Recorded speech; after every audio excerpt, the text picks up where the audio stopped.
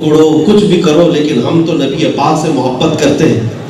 دنیا والے اپنے اپنے طور طریقے کا اظہار کرنے میں آزاد ہیں، ننگے گھوم سکتے ہیں، تو ہم لباس مصطفیٰ میں کیوں نہیں گھوم سکتے؟ ہمارا یہ اختیار ہے۔ دلی کی سرزمین پر کچھ معاملات ہوئے تھے، آپ کو پتا ہے، اس میں میں بھی گیا تھا، 2 سال قبل کی بات ہے۔ تو کچھ لوگوں نے ہم سے یہ کہا تھا کہ یہ اتنا بڑا امامہ درہ ہے، جبہ ہے، اس کو تھوڑا نکال دیں، حالات ابھی خراب ہیں، جگہ جگہ چیکنگ ہو رہی ہے، NSA لگایا گیا ہے، اور کہیں سے بھی اٹھا لیں گے، فلاں ہوں گے۔ کچھ ڈرے سہمے ہوئے لوگ ہوتے ہیں، میں ان کے جذبات کی قدر کرتا ہوں، وہ محبت میں مشورے دیتے ہیں، ایسا نہیں ہے، محبت میں مشورے دیتے ہیں۔ اور اس دن میں نے یہ کہا کہ اچھا، امامے سے اور جبے سے ایسا لگتا ہے آپ کو کہ ہمیں اتار دیا جائے گا، پکڑ لیا جائے گا، قید کر لیا جائے گا؟ کہا ہاں، کچھ تو تعصب ہوتا ہے، کچھ جگہ کرتے ہیں۔ میں نے کہا کہ اگر پورا اتار دیں، آپ بغیر لباس کے جائیں، تو آپ کے پاس گارنٹی ہے کہ وہ آپ کو نہیں اٹھائیں گے؟ نہیں ہے۔ پھر میں آپ کو یہ بات بتاتا ہوں، مجھے اس بات پر فخر ہوگا کہ اگر مجھے دنیا والے ہتھکڑی پہنائیں اور نام مصطفیٰ پر قیدی بنا کر لے جائیں، اس وقت میرے سر پر مصطفیٰ کی سنت سجی ہوئی، مجھے اس بات پر فخر ہوگا۔ ایسے ویسے کے لباس میں جانے سے بہتر ہے جن کے لیے ہم جا رہے ہیں انہی کا لباس کیوں نہ پہنیں، انہی کی سنتوں میں کیوں نہ آئے۔ ڈرو مت میرے عزیزوں۔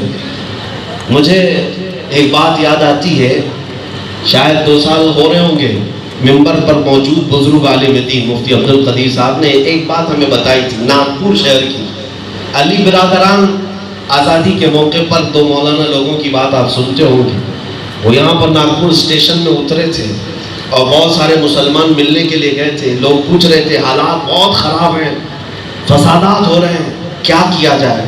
آپ ڈر رہے ہیں نا، ابھی حالات خراب ہیں، یہ تو آج سے 70 سال پہلے کی بات کر رہا ہوں، اس وقت بھی ایسی حالات بنائے گئے تھے۔ تو ان دونوں نے 5-10 منٹ میں لوگوں کو نصیحتاً کچھ باتیں کی۔ دیکھیں، میں صرف اور صرف بات آپ کے سامنے نقل کر رہا ہوں۔ اچھی بات کہی تھی، کہا کہ تم لوگ آج سے 1-2 کاموں کی پابندی کر لو، سب ٹھیک ٹھاک ہو جائے گا۔ لوگ دنیا دیکھے ہوئے مولانا لوگ تھے، نصیحت کر رہے تھے۔ لوگوں نے پوچھا 2 باتیں کیا ہیں، کس بات کی طرف آپ اشارہ کر رہے ہیں؟ انہوں نے کہا کہ آج سے تم لوگ ایک پابندی کرو کہ ٹوپی پہن کے رہو گے، دوسری پابندی کرو داڑھی رکھ کے رہو گے۔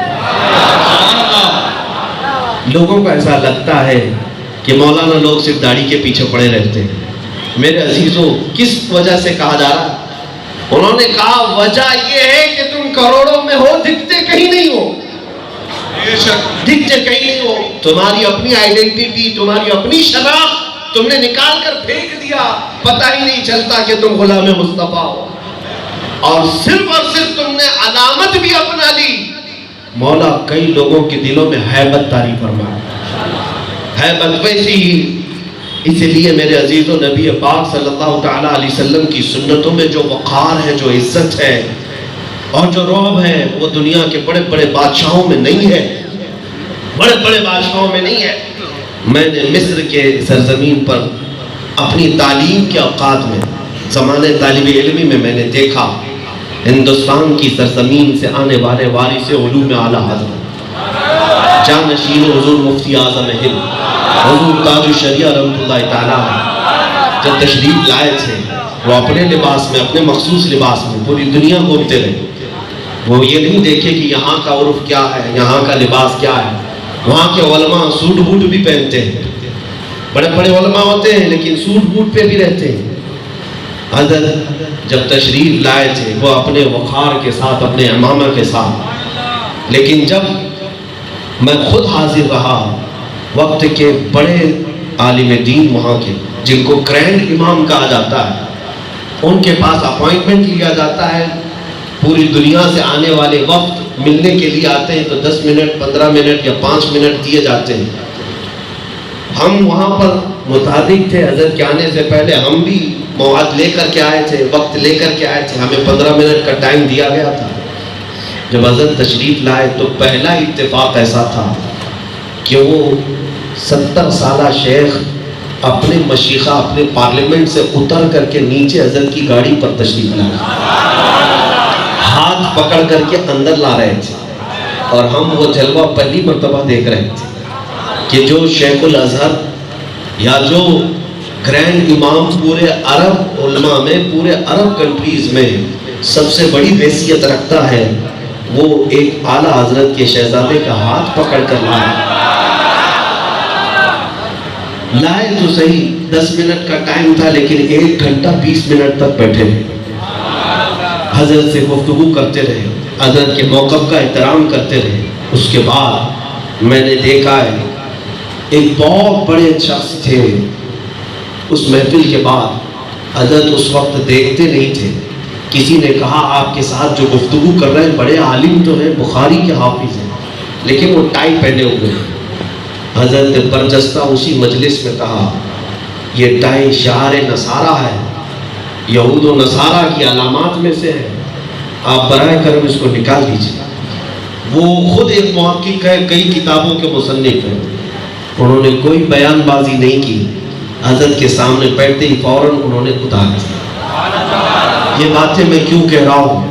نبی پاک صلی اللہ علیہ وسلم کی غلامی میں میں نے دیکھا اچھے اچھے بڑے بڑے لوگوں پر مولا تعالیٰ ان غلاموں کا رعب طاری کرتا ہے، جو عزت ہوتی ہے۔ حج کے دوران دیکھا کہ وہ اتر کر کے نیچے آئے ہیں اپنی گاڑی میں بیٹھنے کے لیے، ترکی کی کچھ عورتیں کچھ مرد دوڑتے ہوئے حضور تاج الشریعہ کو ملنے کے لیے آ رہی تھی، میں کھڑا تھا ان کی زبان میں، اور بعد میں ان سے پوچھا گیا کہ آپ ان کو جانتے ہیں؟ کہا نہیں جانتے تو نہیں، طواف میں ہم دیکھ رہے تھے ان کی طرف دل کھینچا جا رہا تھا اور ہم ملنے کے لیے آئے۔ بات میں آپ کو بتا دیتا ہوں، خوبصورتی صرف گورے ہونے کو نہیں کہا جاتا، اجلے ہونے کو خوبصورتی نہیں کہا جاتا۔